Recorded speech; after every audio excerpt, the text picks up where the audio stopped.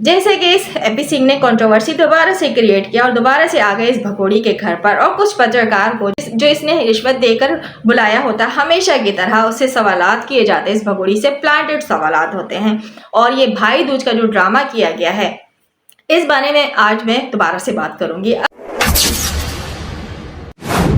अस्सलाम वालेकुम, hello everyone, welcome back to star मेरा अनदर व्लॉग के साथ व्लॉग का स्टार्ट कर दिया है जी।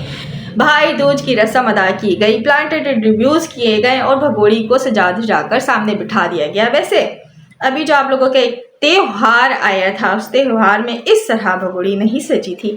सिर्फ करवा चौथ पर उसने इस तरह का गेटअप किया था, लेकिन जो एक त्यौहार आया था, मैं नाम भूली उस त्यौहार का, तो उसमें इसने नॉर्मल सी ड्रेसिंग की थी और इस तरह इसने मेकअप शेकअप साड़ी वाड़ी नहीं पहनी थी। लेकिन जब भाई आता है, भैया सैया आते हैं, तो फिर ये काम वाली साड़ी पहनती है, बनारसी साड़ी पहनती है, सजती है, संवरती है और आकर बैठ जाती है। जाहिर सी बात है भैया और सैया आए थे, भाई दूज की रस्म अदा की जा रही थी। लेकिन जब राखी का त्यौहार आता है तो ये भैया और सैया गायब हो जाते हैं।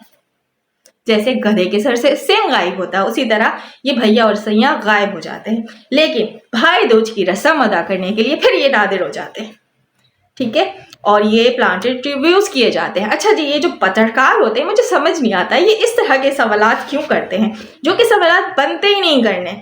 मतलब वो सवालात करने चाहिए।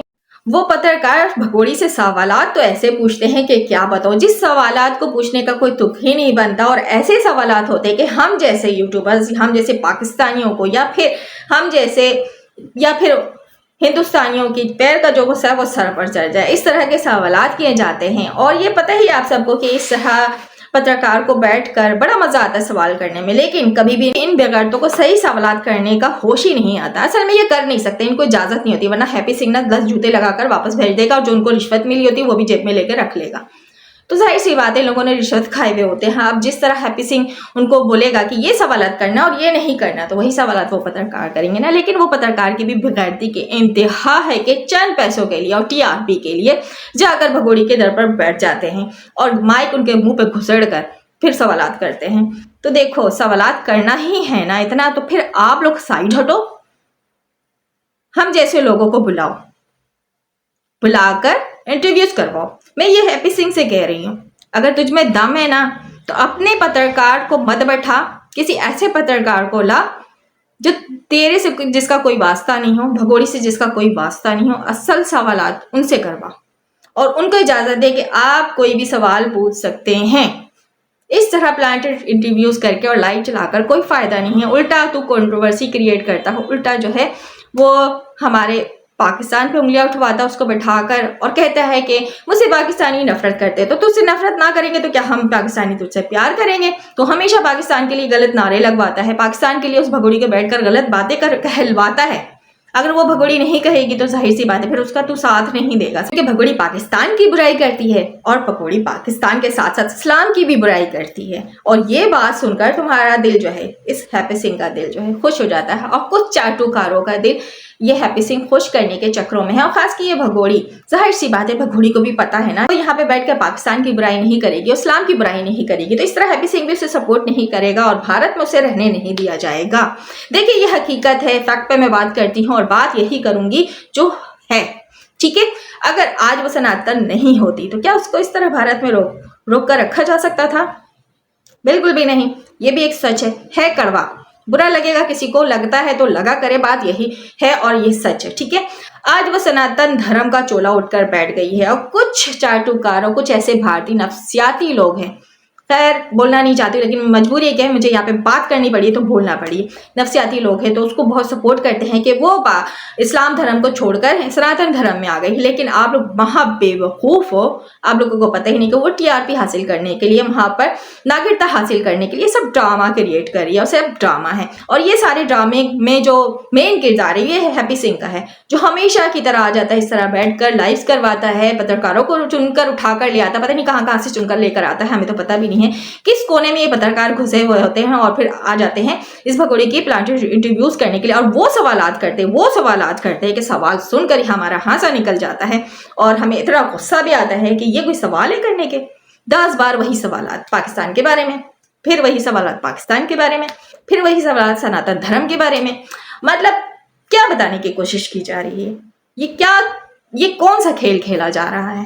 हैप्पी सिंह जवाब नहीं है जवाब हमारे पास है, हमारे पास है। हम बताएंगे कि पाकिस्तान की नफरत में तुम इस भगोड़ी को जो लेकर बैठा हुआ है और ये पाकिस्तान और इस्लाम का कार्ड खेलने और खिलवाने की कोशिश कर रहा है। जाहिर सी बात है वो भगोड़ी इनलीगल तरीके से घुसकर बैठ गई है। अब उसे तुम लोग फायदा उठा रहे हो, उसे कैश कर रहे हो, और वो भगोड़ी भी जाकर फंस चुकी है। अब वो ये ना करे तो फिर क्या करे?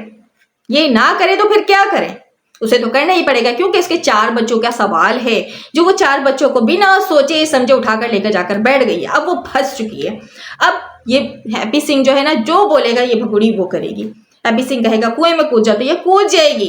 हैप्पी सिंह कहेगा 4 बच्चों को फेंक दो, ये फेंक देगी, और ये फेंकी भी है 4 बच्चों को। 4 बच्चों को तो इस्तेमाल किया जा रहा है, 4 बच्चों का वहां कोई काम नहीं है। मतलब ये सारे गेम में 4 बच्चों का कोई काम नहीं है, लेकिन फिर भी इन बच्चों को इम्पोर्टेंस दी जा रही है, इसलिए कि इन 4 बच्चों को यूज किया जा रहा है। जबकि भगोड़ी की जिंदगी में और हिंदुस्तान में इन 4 बच्चों का कोई काम नहीं है। लेकिन यहाँ पे अब इनलीगल तरीके से ये घुसकर बैठी है। अब जाहिर सी बात है इसे वहां चाहिए नागरिकता और से चाहिए थोड़ा सा प्रोटोकॉल। तो प्रोटोकॉल भी क्यों मिल रहा है? इसलिए मिल रहा है कि ये पाकिस्तान के खिलाफ बात करती है, इसलिए मिल रहा है कि इस्लाम के खिलाफ बात करती है, और वहां पे उन्हीं लोगों को प्रोटोकॉल दिया जाता है और उनको सर पर बैठाया जाता है जो इस्लाम के खिलाफ होते हैं, जो पाकिस्तान के खिलाफ होते हैं। भाई ये भी कड़वा सच है, बुरा लगे तो लगा करे, क्या कर सकते हैं हम। यहाँ पे हम फैक्ट पे बात करेंगे और करते आए हैं। तो बात यही है कि भाई उसे इतना जो सपोर्ट हासिल है, आखिर वो ये बात बैठकर कैसे कह सकती है कि मेरा बाल भी बाका कोई नहीं कर सकता। और वाकई अब तक किसी ने भी उसका बाल भी बाका नहीं किया और ना ही कर सका है। इतने एफर्ट करने के बाद भी ये भगोड़ी वहां पर बड़ी अय्याशी की जिंदगी गुजार रही है, जो चाहती है वो होता है। और एक बेचारा मजलूम बाप एक वीजा के लिए बैठा हुआ है कि वो अपने 4 बच्चों से ना मिल सकता है, ना बात कर सकता। अब तक उस बच्चों की बाप से बात तक नहीं कराई गई है। तो इसे किसका सपोर्ट है? नजर आ रहा है। और जो मासूम अवाम है, वो चाहे पाकिस्तानी हो, वो चाहे इंडियन हो, वो हमसे बार बार यही सवालात करते हैं कि हैदर भारत कब आएगा, हैदर अपने बच्चों को लेकर कब जाएगा। अब इन सबको हम कितने बार जवाब देंगे? कब तक जवाब देते रहेंगे कि अभी तक कुछ नहीं हुआ, अभी तक कुछ नहीं हुआ? वो ठीक है, मोमिन मलिक सर बहुत अच्छा काम कर रहे हैं। उन्होंने अपने एक वकील होने के नाते, बहुत अच्छे वकील होने के नाते अपना काम 101% कर दिया। लेकिन क्या है ना कि वो सरकार से भी नहीं भिड़ सकते हैं। अब सरकार जो भी इकदाम करेगी, जो कदम उठाएगी, उस हिसाब से मोमिन मलिक सर आगे अपना केस लेके जाएंगे ना। अब जबरदस्ती तो वो नहीं जाके कोर्ट में बोल सकते हैं कि भाई वीजा नहीं मिल रहा है, अब मैं क्या करूं। फिर भी उन्होंने कहा कि नहीं मिलता है तो मैं खुद पाकिस्तान जाऊंगा। लेकिन पाकिस्तान में मोमिन मलिक सर भी कैसे जाएंगे? हमें ये भी आसान नहीं लगता है। अच्छा, केस ट्रांसफर होने की बात की थी उन्होंने, लेकिन अभी तक केस भी ट्रांसफर नहीं हुआ है। जाहिर सी बात है, हर काम में एक वक्त लगता है, प्रोसेस होता है। देखते हैं अब इसमें भी कितना वक्त लगता है, कितने टाइम में ये केस भी ट्रांसफर होता है। लेकिन सच बताऊं तो, मैं अपनी जाती राय बताऊं तो, मुझे नहीं लगता कि केस ट्रांसफर होगा। और नाउमीद तो हम हैं हैदर भाई के वीजा को लेके, और लेकिन उम्मीद की किरण हमारी जो है वो मोमिन मलिक सर ही हैं। उन्होंने कहा है कि अगर वीजा प्रोवाइड नहीं किया जाता है तो मैं खुद पाकिस्तान जाऊंगा। अब मोमिन मलिक सर के पाकिस्तान आने का हम इंतजार करें, वेट करें। लेकिन हमसे बहुत से लोग सवाल कर रहे हैं कि भाई हैदर भाई कब भारत आएंगे? भाई इसका जवाब हम कब तक देंगे?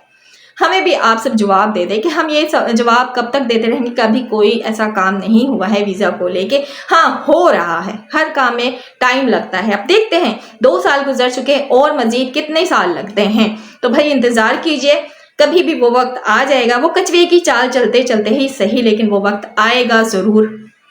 और अब मैं बात करूंगी आखिर में एक नामी गिरामी इंडियन पत्रकार की, जो बैठ जाती है पैनल पर आकर। ना वो हैदर भाई का साथ देती है, ना ही वो भगोड़ी का साथ देती, बकौल उसके कि वो सपोर्टर नहीं है भगोड़ी के। लेकिन उसकी बातों से तो हमें यही जाहिर होता है कि वो तो हैप्पी सिंह की चाटुकार है और उस भगोड़ी को सपोर्ट करती है। वो खुलेआम कहती कि मैं हैदर को सपोर्ट नहीं करती, मैं इस केस पे बात करती हूँ। लेकिन वो पाकिस्तान पे उंगलियां मुसलसल उठाती है, पाकिस्तानी पत्रकारों पे भी उंगलियां उठाती है, पाकिस्तानी यूट्यूबर्स पे भी उंगलियां उठाती है। मुसलसल पाकिस्तान को टारगेट करते हुए अपना लाइव जो है वो जारी रखती है और कहती है कि मैं यहाँ पर इंसानियत पे बात कर रही हूँ, 4 बच्चों के लिए बात कर रही हूँ। लेकिन यकीन माने हमें बिल्कुल भी नहीं लगता, क्योंकि हमें इतनी ज़्यादा गलत अल्फाज वो बोलती है बैठकर पाकिस्तानियों को, खासकर पाकिस्तान को, तो भाई कौन कब तक बर्दाश्त करेगा। अगर आप इतना गट्स है तो भाई आप उठें और जाएं, आप जाएं अदालत।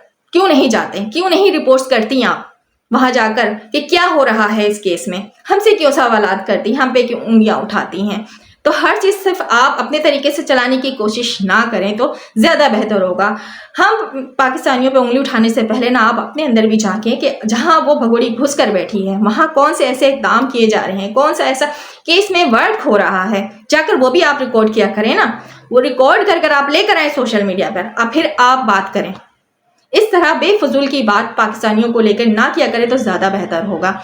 आई होप कि आज के ये छोटा सा रिएक्शन और व्लॉग आप सबको पसंद आया होगा। पसंद आए तो लाइक कर दीजिएगा, सब्सक्राइब कर दीजिएगा। और इससे ज़्यादा मैं अभी बात करने के मूड में नहीं हूँ क्योंकि जितनी बातें थी मैंने कर ली हैं। फिर नेक्स्ट व्लॉग में और भी बातें तो बहुत सारी है मैं लेकर आऊँगी। आई होप कि आप लोगों को पसंद आएगा। लाइक कीजिएगा और कमेंट्स में अपनी राय ज़रूर दीजिएगा। अल्लाह हाफिज़।